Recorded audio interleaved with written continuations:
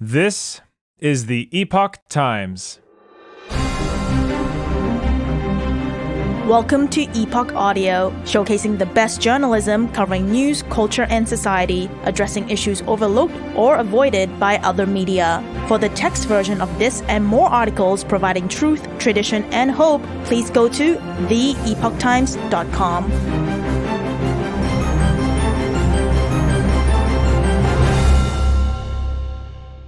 Why a severe response by Israel to the Hamas attacks is justified, by Conrad Black. There are two justifications for a severe response by Israel to the recent invasion and massacres of Hamas, each itself sufficient morally and strategically. The first is the double legitimacy of Israel. It is the senior, continuously resident people of the Levant, in what is generally known in the Christian, Jewish, and Muslim worlds as the Holy Land. There is certainly room for a legitimate discussion of what the final borders of the Jewish state should be, but there has long been a Jewish population there for 57 centuries, and in this time of 200 recognized sovereign states in the world, it is preposterous that a Jewish state would not exist in the place where the Jews have always lived, a region in which their seniority is rivaled only by that of Egypt, the nature of whose population has radically changed since the days of the pharaohs. The second part of this double legitimacy of a constant Jewish presence was a response to the British promise in 1917 on behalf of the Allied powers and the future League of Nations of a Jewish homeland in Palestine, albeit one that would respect the rights of the local Arabs.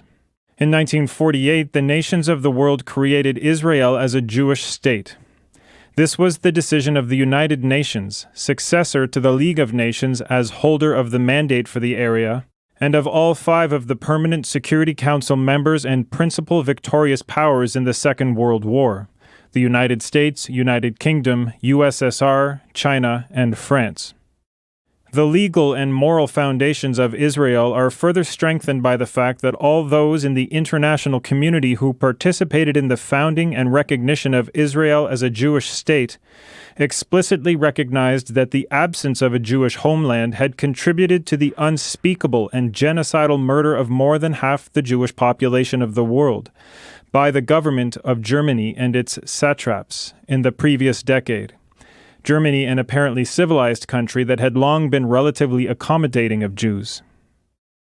The second justification for a severe act of vengeance is the premeditated barbarism of the Hamas invasion of Israel and torture and massacre of Israelis, including without any distinction in the treatment of Israeli soldiers and civilians, children and babies, women and the elderly.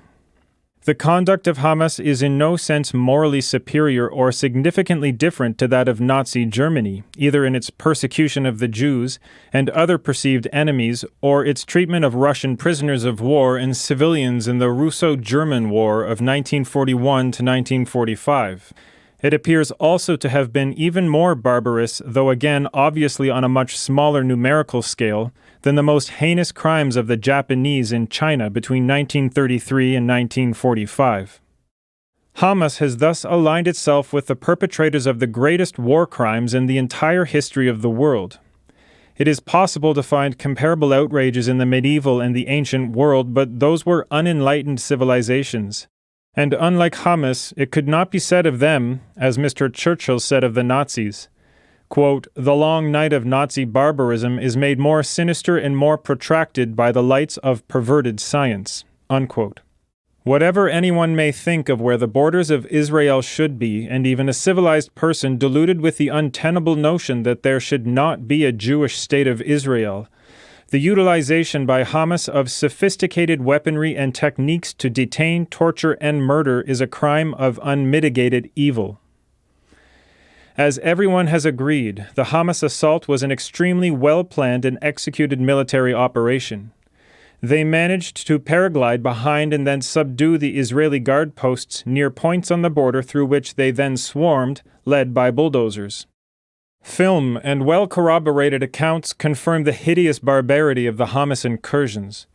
But there is also evidence, some of it provided by an Israeli diplomat formally accredited to and well-respected in Canada, that the Israeli government is withholding some of the more gruesome details of Hamas monstrosities in deference to the families of some victims, especially young women in the Israeli Defense Forces who were killed in the Hamas attacks. This type of information must be received with caution because it has not been substantiated or advanced by people who are prepared to make their names public.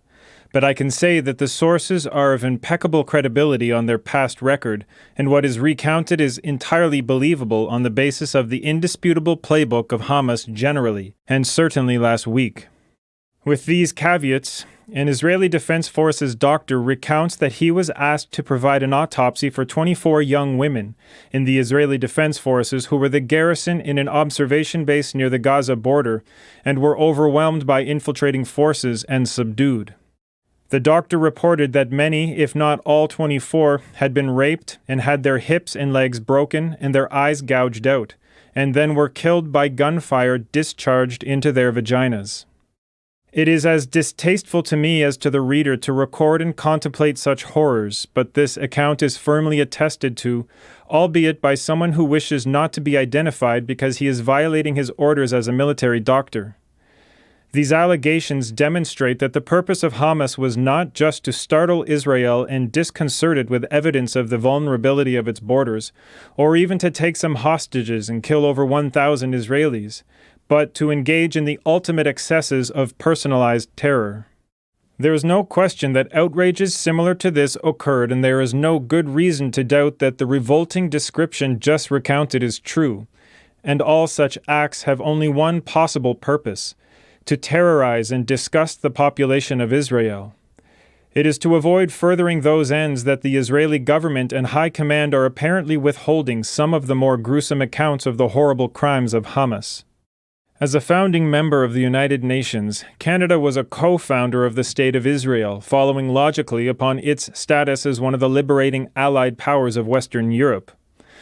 Under governments of both principal Canadian political parties, Canada has been a reliable ally of Israel throughout its history, both officially and because of the great contributions to Israel of the Canadian private sector, particularly the large and distinguished Canadian Jewish community in the private sector as well.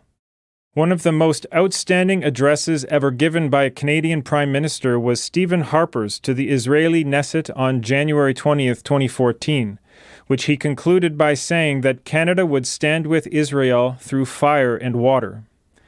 This is a time when that promise should be reaffirmed tangibly and with no equivocation. Thank you for listening to Epoch Audio. This was Why a Severe Response by Israel to the Hamas Attacks is Justified, written by Conrad Black, read to you by Chris Rod. Views expressed in this article are opinions of the author and do not necessarily reflect the views of the Epoch Times. For more Epoch Times articles in text, please visit theepochtimes.com.